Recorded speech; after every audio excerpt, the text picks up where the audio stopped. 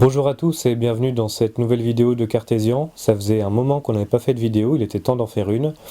Pour les news, on va se parler du WIP 120 VHE qui vient de sortir et pour le sujet technique, on va se parler des suspensions. Allez, on y va.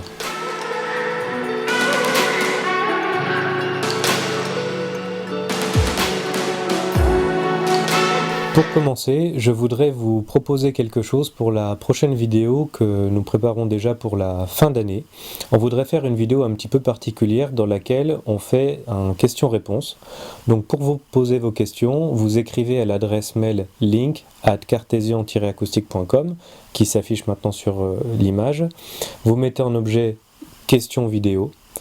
Et on va trier vos questions, elles peuvent être techniques ou pas techniques, et puis on y répondra dans la prochaine vidéo. S'il y a des questions qui sont techniques, qui particulières, on passera un peu plus de temps, d'autres ça peut être des questions rapides, bref, posez vos questions et on les traitera pour la prochaine vidéo de fin d'année.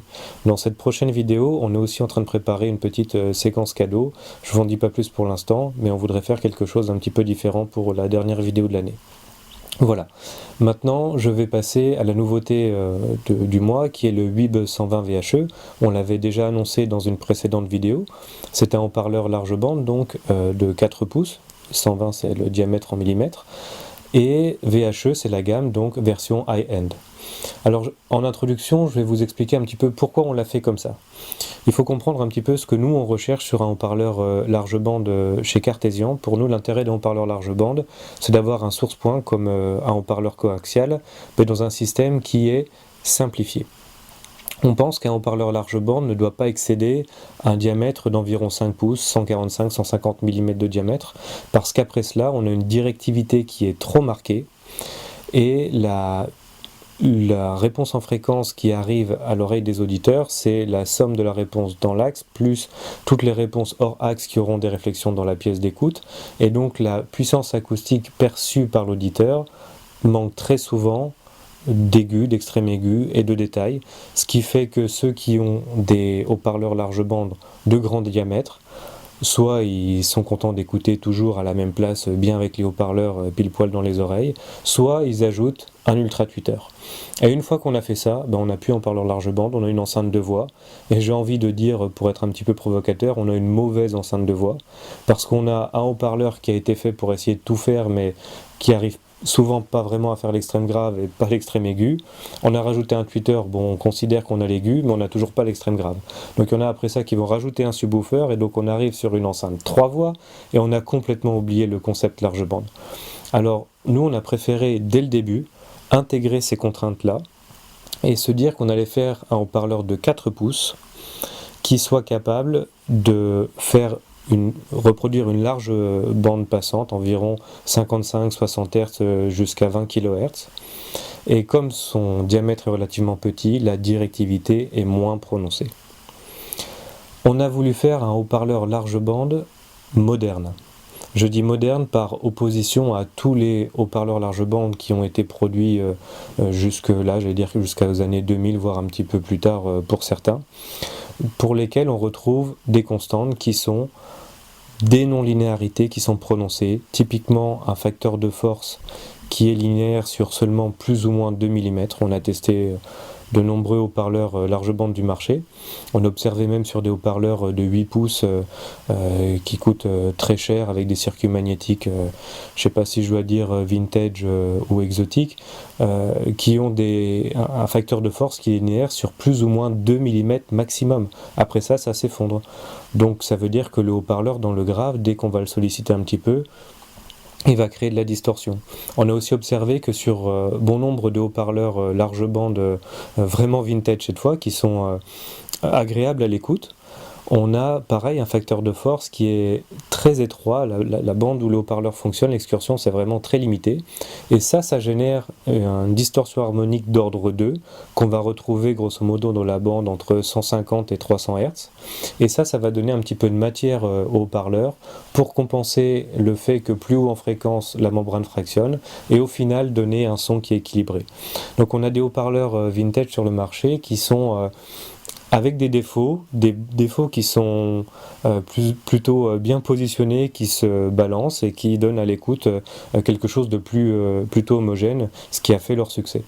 Nous, on a voulu un petit peu sortir de ça et faire un haut-parleur large bande moderne en se disant, comme sur tous nos haut-parleurs, on veut des faibles non-linéarités et on veut un facteur de force qui fonctionne au moins sur plus ou moins 4 mm pour pouvoir faire un minimum de grave. Alors c'est pas un subwoofer, c'est un haut-parleur de 4 pouces, donc forcément on va pas pouvoir jouer 30 Hz à 100 dB, c'est évident, mais dans une pièce de 20-25 mètres carrés, dans l'ébénisterie du kit qu'on propose, vous verrez il y a un petit kit, on fournit les plans et vous pouvez vous amuser à le faire, et ben on a une écoute qui est tout à fait correcte, avec du grave, du médium, de l'aigu, c'est détaillé, il y a une belle image sonore, tout ce qu'on aime sur un haut-parleur large bande, sans les limitations qu'on avait connues jusque-là.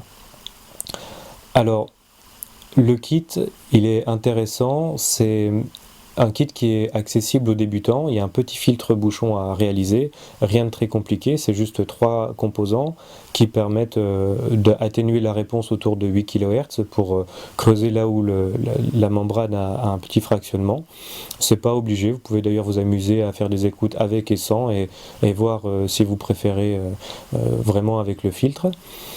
Et on a voulu conserver une enceinte qui est compacte, c'est une toute petite colonne, parce qu'on pense aussi que ça n'a pas de sens de faire une enceinte à partir d'un haut-parleur large bande qui aurait le volume d'une colonne de 3 voix. On a le même encombrement, au final on n'a pas les performances, et puis si on veut que ça marche bien, il faut rajouter des DSP, des tweeters, etc. comme je l'ai dit, et c'est plus compliqué qu'une enceinte 3 voix. Donc le concept du haut-parleur large bande pour nous, ça doit être un point source dans une mise en œuvre qui reste simple pour un environnement qui est souvent, j'allais dire domestique, ou alors très focalisé, si ça peut être des line arrays par exemple pour les WIP 70 VPA qu'on fait, mais ça doit être une mise en œuvre qui est simplifiée, sinon on perd l'avantage du haut-parleur large bande. Alors, ce haut-parleur large bande, on a mis longtemps à le développer, on a mis plus d'1 an et demi. C'est rare qu'on mette aussi longtemps pour mettre au point un haut-parleur, sachant qu'on avait déjà une base existante. On a intégré plusieurs innovations sur le haut-parleur large bande. Je commence par la bobine, parce que c'est extrêmement compliqué d'avoir à la fois une bobine qui a un fort débattement avec un facteur de force qui est linéaire et qui reste légère. Si vous avez une solution pour ça, c'est d'avoir une bobine courte dans un entrefer long. Mais si on fait ça, on a forcément un gros aimant en néodyme pour pouvoir avoir un facteur de force qui est suffisamment fort. Et là, pour faire ça, on a besoin d'avoir recours à des pièces qui coûtent beaucoup plus cher, et on sortait au niveau du prix du cahier des charges qu'on s'était fixé. Donc on devait partir avec une bobine longue dans un entrefer court. Et maintenant, cette bobine longue, elle ne devait pas être trop lourde, et quand même avoir un facteur de force fort et sur une longue excursion. Donc ce qu'on a fait, c'est qu'on a fait ce qu'on appelle une stepped voice coil, ça veut dire le bobinage est divisé en 2 parties, et la pièce polaire du milieu voit soit un mix des 2 bobinages, soit l'un, soit l'autre. Au final, on a une bobine qui est plus légère, un facteur de force qui est plus large, et on a une valeur du BL qui reste correcte. La deuxième innovation, c'est au niveau du cône. On souhaitait travailler à partir de notre membrane hexacone, et puis à l'oreille, on a préféré une autre technologie de membrane sur laquelle on a travaillé, qui est une membrane en papier chargée de fibres de verre, avec le profil traditionnel pour les haut-parleurs large bande, un profil exponentiel. À l'oreille, c'est ce qui nous a donné les meilleurs résultats. Donc, comme on le fait souvent, on n'a pas uniquement cru les rapports de notre système Clipel et autres. On a tenu compte de ça et on s'est orienté vers cette solution-là. Le circuit magnétique embarque un aimant ferrite plus un aimant néodyme. La pièce polaire principale, le T-yoke, est fait en une pièce avec un acier en très faible teneur en carbone, avec une géométrie qui était vraiment optimisée, notamment pour la bobine que j'évoquais avant. On a aussi une bague en cuivre. Bref, c'est vraiment un haut-parleur qui est haute performance, avec une conception qui a été vraiment approfondie, et c'est simplement, j'ai envie de dire, un bel objet. Dernière chose, c'est sur le dust cap. et la membrane, il y a deux choses à noter. Le dust cap, c'est un petit dôme en aluminium de 0,035 mm d'épaisseur qui permet de monter très haut en fréquence, au-delà de 20 kHz, et qui est collé directement sur le support de la bobine pour transmettre un maximum d'énergie mécanique du support de la bobine vers ce dôme-là. Par contre, le collage entre le support de la bobine et la membrane, lui, est fait avec une colle très particulière qu'on a développée pour l'occasion et qui permet de légèrement découpler la membrane de son support. L'idée, c'est de créer un filtre passe-bas mécanique qui a l'intérêt de fortement limiter le fractionnement de la membrane en haute fréquence. Au final, on a une réponse qui est relativement linéaire et on a une écoute qui est vraiment très agréable sur ce petit haut-parleur-là. Donc ce haut-parleur est arrivé chez tous les haut-parleurs, vous pouvez le commander dès maintenant et on sait que Solène, notre distributeur pour le continent US, en aura également bientôt. Voilà pour la nouveauté, on va passer au sujet technique.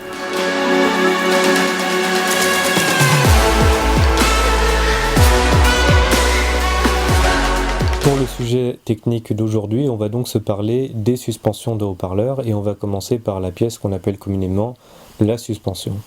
Alors le rôle de la suspension, c'est simplement de suspendre la membrane du haut-parleur et dans sa réalisation, on a deux contraintes.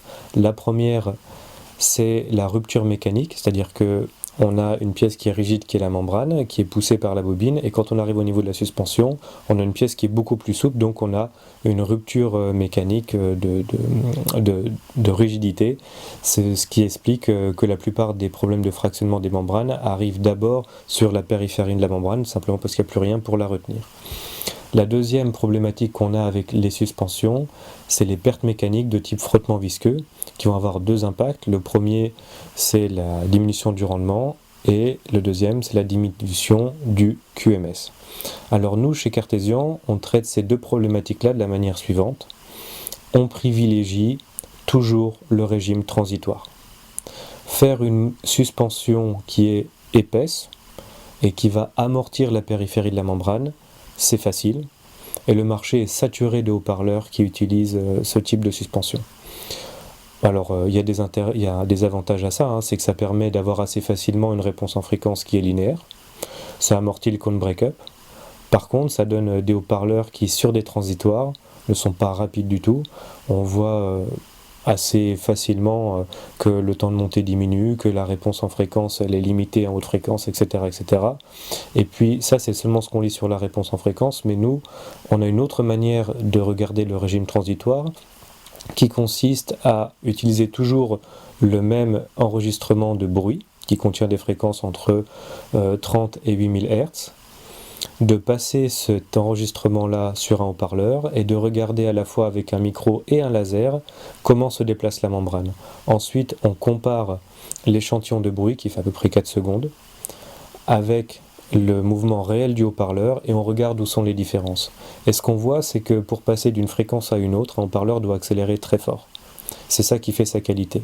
Et si on a des suspensions qui sont trop épaisse, avec trop de frottement mécanique, de perte de viscosité, à ce moment-là, le haut-parleur n'est pas capable d'accélérer. Et à l'écoute, ça va se traduire par des sons qui sont simplifiés souvent. Et une écoute qui est, j'allais dire, ennuyeuse, en tout cas pas vraiment dynamique. Alors, il y a bien sûr un contre-effet sur ça, c'est que si on utilise des suspensions qui sont beaucoup trop souples, la périphérie de la membrane est moins amortie, donc on aura deux choses qui vont se produire. Un cone break-up qui sera un peu plus marqué, alors on a des astuces chez Cartesian pour y pallier. Par contre, on peut avoir un trou dans la réponse en fréquence, puisque à un moment donné, la suspension va fonctionner en opposition de phase avec la membrane, ça se situe souvent vers 1 kHz, et à cet endroit-là, on aura un petit trou. Alors on aura un petit trou pile dans l'axe. Par contre, hors axe, souvent ce trou se corrige, ce qui fait que l'énergie acoustique rayonnée dans la pièce et le son qui arrive à l'auditeur on n'a pas forcément la perception de ce trou-là à l'écoute. Donc nous, on préfère toujours avoir des suspensions qui privilégient le régime transitoire parce que c'est ce qui permet d'avoir un son qui est le plus proche de la réalité et qui satisfait le plus l'écoute du produit. Et à la fin, c'est quand même ça qui compte. En tout cas, c'est notre point de vue. J'ajoute que faire une suspension qui est souple dans un matériau très peu épais, c'est beaucoup plus compliqué. Il faut utiliser d'autres ingrédients dans la suspension, comme du latex par exemple, c'est ce qu'on fait. Notamment les suspensions du Cox 165, l'Homme 165 utilisent ce type de matériau. Il faut être sûr que ça résiste dans le temps, parce qu'il y a d'autres types de suspensions, comme les suspensions plates en mousse, qui sont excellentes pour le régime transitoire, qui n'ont pas de défaut sur la réponse en fréquence, mais par contre qui vieillissent très mal. Donc voilà, c'est un ensemble de choses, et il faut à un moment donné arbitrer et dire ce qu'on préfère.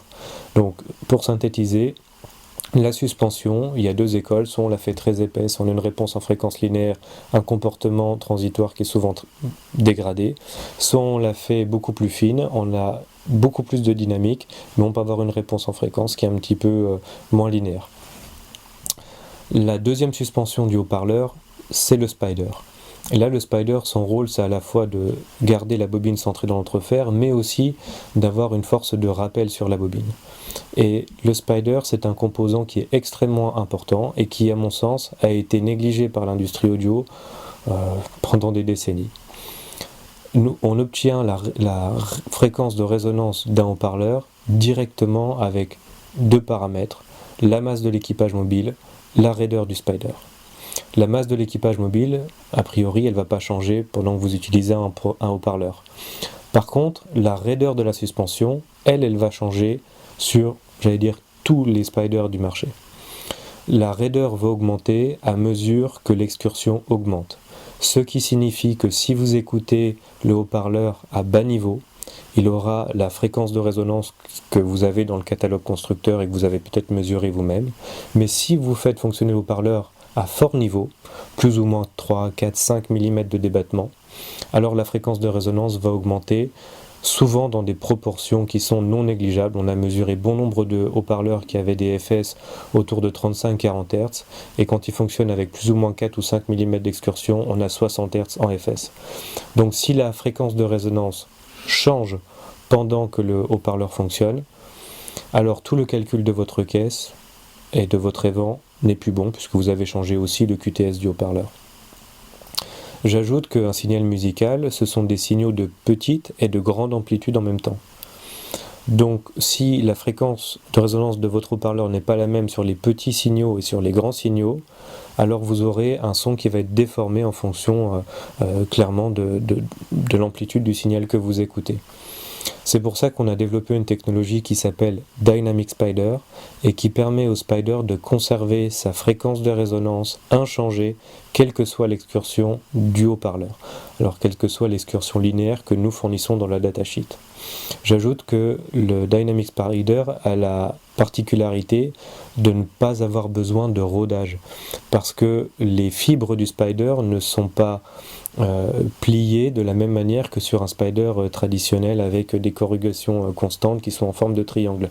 Nous utilisons uniquement des forces de flexion sur les fibres, pas de force de traction, donc on ne va pas briser les fibres et il n'y a pas de rodage. Chaque haut-parleur cartésien est testé à la fin de l'assemblage. Il y a un numéro de contrôle qualité unique sur chaque haut-parleur. On teste entre autres la courbe d'impédance. Et nous, on est sûr que cette mesure-là, si on la refait après 1 heure de fonctionnement ou 2 heures de fonctionnement dans des excursions qui sont compatibles avec le fonctionnement normal du haut-parleur, on retrouvera exactement la même fréquence de résonance. Alors voilà ce qu'on pouvait dire sur les suspensions d'un haut-parleur. J'étends un tout petit peu le chapitre des suspensions à un autre type de...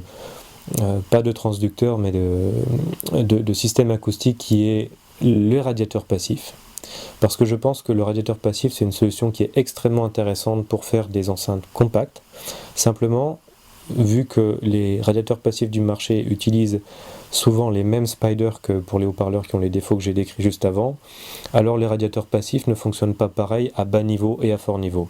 Souvent, on se retrouve avec des enceintes équipé de radiateurs passifs qui donnent un grave relativement généreux à bas niveau, et quand on monte le son, on a l'impression que l'extrême grave disparaît et que par contre le grave devient un petit peu plus punchy, un grave qui va frapper un peu plus.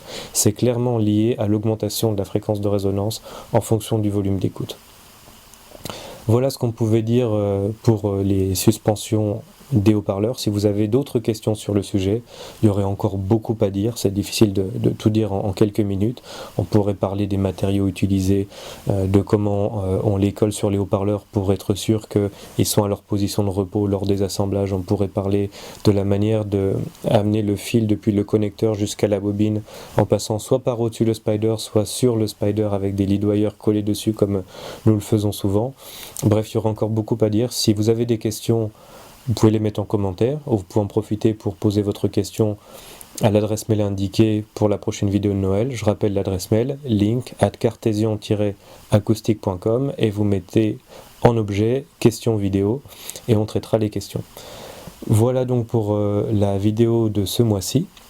J'espère que ça vous a plu. Si c'est le cas, mettez un petit pouce bleu, ça nous aide à continuer. Si vous n'êtes pas abonné, abonnez-vous, comme ça vous saurez dès que la prochaine vidéo sera sortie. D'ici la prochaine vidéo, je vous souhaite un bon mois et je vous dis à bientôt.